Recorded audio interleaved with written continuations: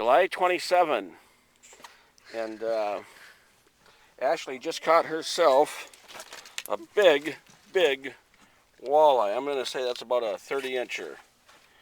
And Ashley's all the way down from the Worthington area. Holy cow, that's a big fish. We'll get her out here. Wow. Look at that. That's a dandy. She was assisted by her helper brother Alex, but that is a dandy fish. Holy cow.